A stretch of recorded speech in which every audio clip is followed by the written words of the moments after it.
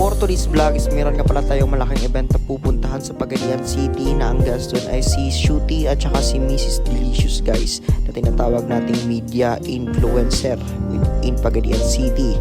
Kita-kita tayo mamaya ng alas 5 guys, kaya yan nagbihis na ako ng pinakapangmalakasan kong snacks na ginagamit ko pa nung nagtatrabaho ako guys. Syempre ini-insert lang natin at hindi natin makakalimutan yung ating pabango kasi maraming tao doon, mahirap na.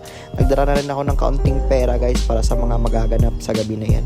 At saka sinuot ko na nga yung aking mahiwagang barong, pinakamalakasang barong guys. At saka kinuha ko na rin yung aking sapatos para susuotin ko, and this is my final look guys. Sa event na nga pala ako ng final look guys kasi wala na akong time mag-ikot-ikot pa dito sa bahay, at saka kilalanin nyo na yung aking mga nakakasama dito guys, mga vlogger, mga sikat yan guys. Isa na dyan si taga-Auroran ni Bay, Pagadian ni Vibes, si taga-Pagadian ni Bay, at marami pang iba, sila Aliw Queen and see you there.